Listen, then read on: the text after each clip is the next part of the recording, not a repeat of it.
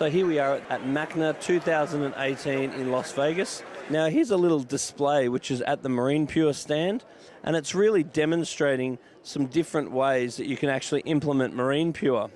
So the first thing is, assuming that the water's coming from an aquarium, you really want to make sure that it's pre-filtered. So whether it's going through a filter sock or polyfilter or something that's going to take out the solids, then you can use Marine Pure passively. Now passively means the water is able to go around the Marine Pure and is not necessarily forced through it. If you don't force the water through the Marine Pure, you're going to get a higher rate of denitrification for the ratio of nitrification. So the blocks are perfect for that situation, but any of the Marine Pure products can be implemented in that particular fashion.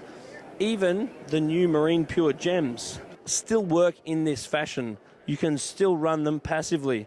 So at Majestic Aquariums, we'll often get Marine Pure blocks and cubes and just place them in our aquarium, and we definitely see better results out of our aquarium.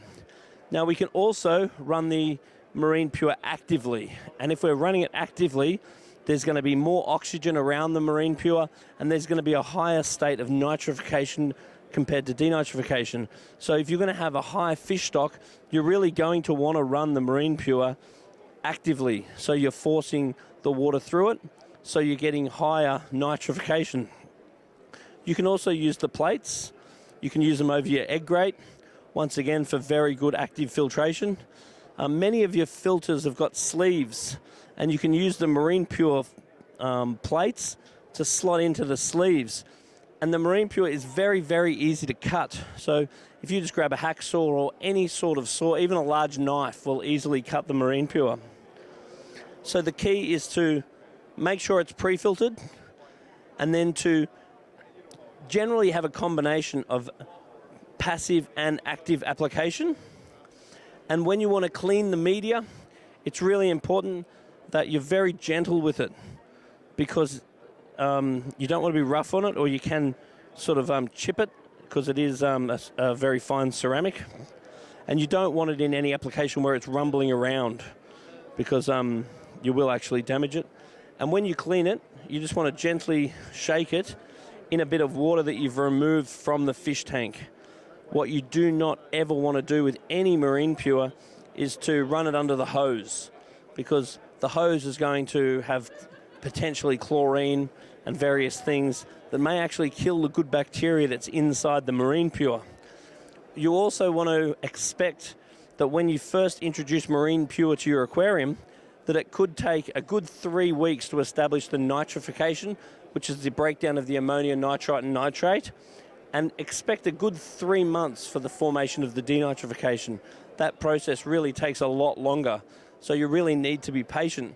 If you are adding Marine Pure to another media because you want to upgrade your media, then you really want to just introduce a little bit of Marine Pure at a time, and don't throw out all your old media straight away, because you're going to be relying on the good bacteria in the old media until the good bacteria grows inside the Marine Pure. And the last thing I'd be really cautious of is that there's so many fake Marine Pure products on the market at the moment, and really do your research. And you want to make sure that if a new Marine Pure copy comes out on the market, you need to give it a lot of time to see if it is effective.